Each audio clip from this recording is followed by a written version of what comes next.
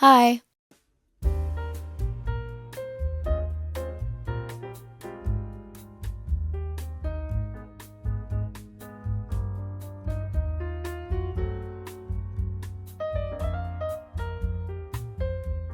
I just finished my first knit project ever, and it is the sweater I'm wearing right now.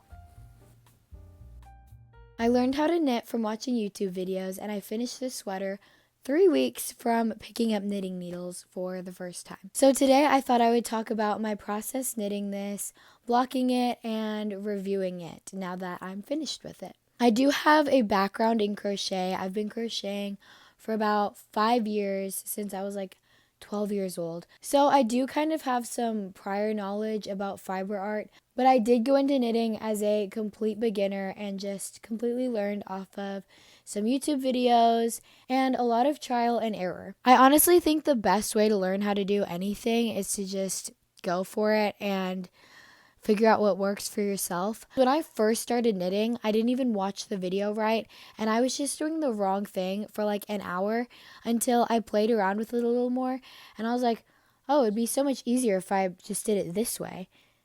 And then I watched the video and I realized that that's what I was supposed to be doing. So yeah, sometimes it just takes messing up for you to realize you might just be doing something the wrong way, and then it becomes easy. Because after that, I really got the hang of it, and now I really like knitting. But yeah, first I'm going to show you right when I finished it, and then how I blocked it, and then we're going to jump back to now, and I'm going to give a complete, comprehensive review of my whole process. All right, here is me about 3 nights ago when I finished up my sweater. Okay, so I just finished my first knit sweater. This is what it looks like before blocking. I'm super happy with it. It's got this nice like slouchy look to it. It is pretty cropped, but I think with blocking it's going to stretch that out a little bit. I'm really happy with how big the sleeves are. That was one of my main things. I just didn't want them to be too short or tight. I don't think it's like the best thing ever, but for a first knitting project ever, I'm so happy. I'm so happy. This is what it looks like right now though. Okay, so my sweater is fully finished. Technically, I could wear it either way because both sides are exactly the same. I have my little measuring tape. The width of the panels is about 13 inches. Long ways it is about 17.5 inches. And then the sleeves are about 18.5 inches. So those are the measurements for this sweater, but we're gonna block it, and then it's probably gonna stretch out a little bit. I think the curling will kind of stay, or at least I hope it does, but I'm hoping that some of this fuzz will go away. Last look at it before it gets blocked. Welcome to my bathroom, I guess. I just filled this big bowl with water. I just stole it from my pantry. I'm literally just taking some conditioner. I think you're supposed to use more like fabric softener, but I don't know. This is just what I have. I suppose I'll mix that around a little. Guys, I don't know if I'm doing this right. I watched like 2 reels on Instagram about it. Here she goes for her first bath. And there is some conditioner floating around. I'm just massaging that into it. It should help soften up the yarn. Whoa, it's really heavy.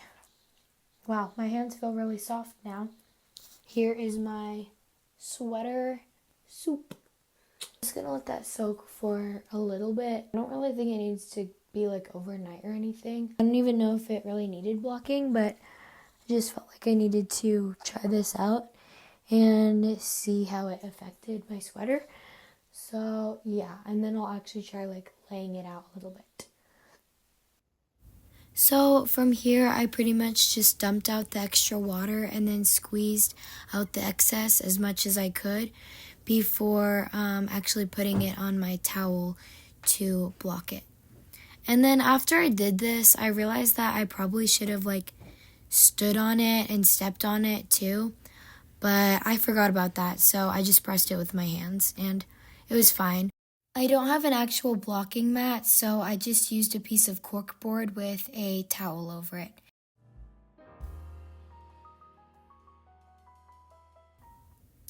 The next morning, I kind of wanted to wear it to school, so I tried blow drying it, even though I knew that wouldn't dry it in time. But I do think it helped speed up the process a bit.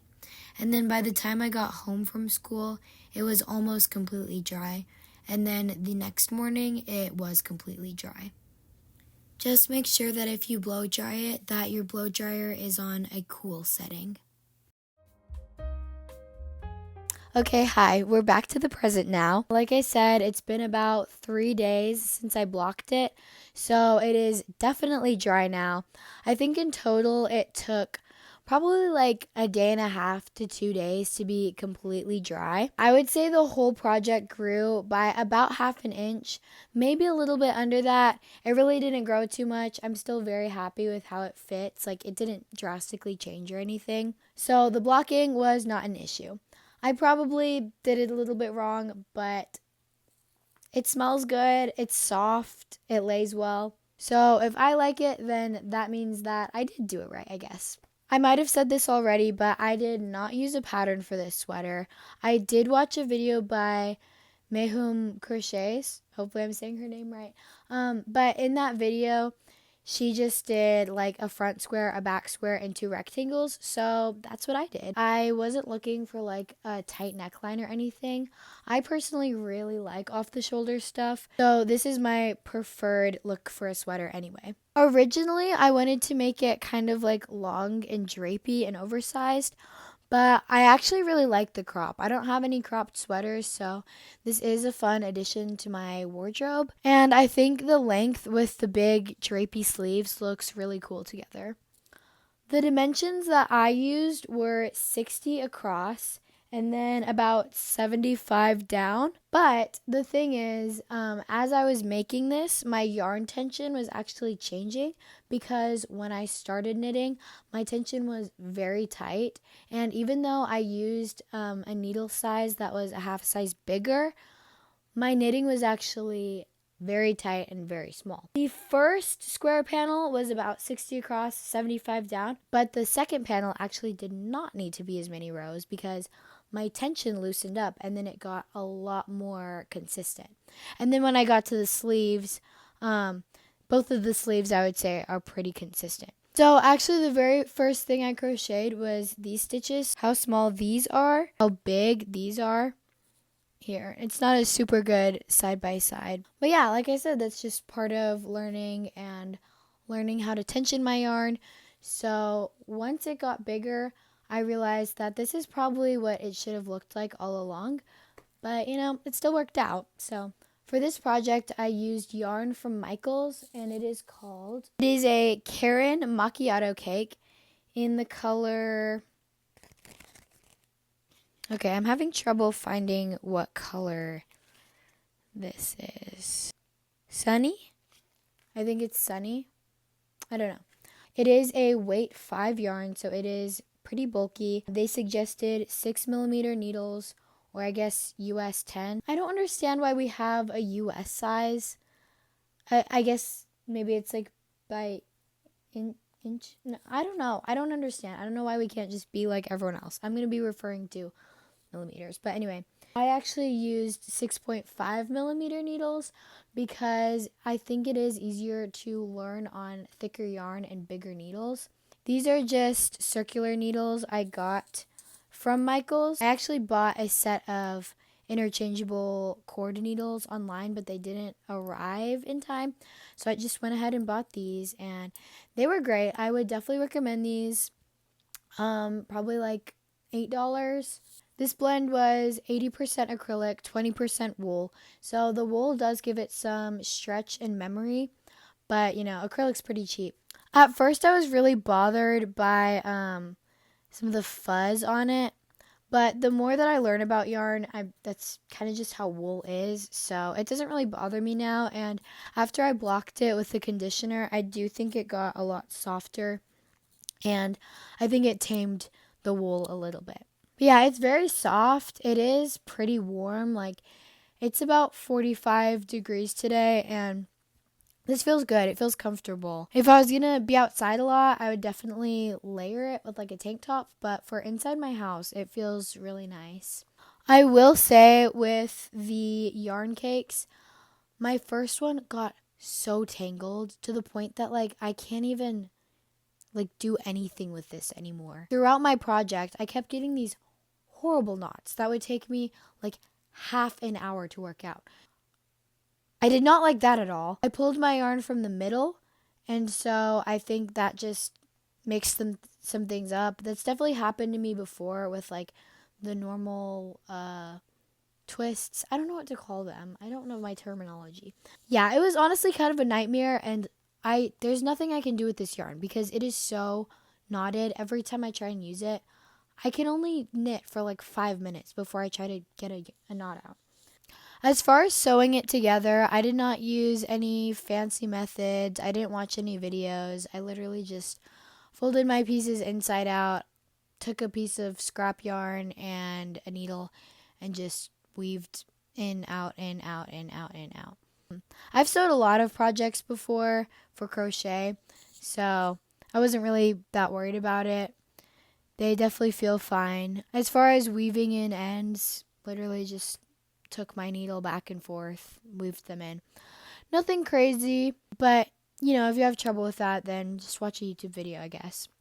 Overall, I think this was a fantastic project for me to start with because I was very motivated to finish it, and I did have a lot of free time when I started it. So most of the time when I was making this, I was kind of marathon crafting, and I would literally just sit for like 5 hours and knit. So that's why it really didn't take me too long. But for my next project, it probably will take me longer. If you want a little sneak peek into my next project, I actually just finished my gauge swatch. It looks like this. I don't know if you can tell, but it's this really cute light green color. I will be making the Mew top, and I am so excited. It is definitely a level up from this super basic shape sweater, but I think I can do it, or I hope I can. I'm already working on a video for that. It's going to be really embarrassing if for some reason that doesn't work out. But wish me luck, and make sure you subscribe so that you can see me make that and follow along, because if it works out, then it's going to be super cute, and it was one of the things on my 2026 crafting goals that I really want to make. So I'm excited. I'm probably going to work on that right after I finish filming. At first, I was honestly a little bit nervous about these colors because when I was making it, I kind of didn't like them at times. Now I actually think that it's really fun. I really love how the yarn gives it this striped effect, and I can style this sweater a lot of different ways. So here's some different ways that I have styled it. I think that cream and white accents look really nice with this sweater, but I also loved pairing it with these dark wash jeans because it looked really put together. It also looked nice with these light buttery yellow pajama linen pants, and then I tried it with 2 different types of white skirts, as well as this little mini denim skirt that I wear a lot. I think it's really cute with shorts too. And then for school, I can wear it with a tank top so I don't get dress coded. All right, I think that is all I have on knitting my first sweater. I hope this video helped you or inspired you or was just fun to watch. I hope that you make something too, because crafting is one of the greatest things ever, and I would encourage everybody to find a type of craft that you enjoy. Thank you so much for watching, and please subscribe so that you can see more of my crafting videos, and comment anything else you'd like to see, and if you decide to make a sweater too. I'm also thinking about making a video of my past crochet projects because, like I said, my new knit piece might take a while. So let me know if you guys are interested in that or if you want to see something else. But yeah, okay, that's all. Bye.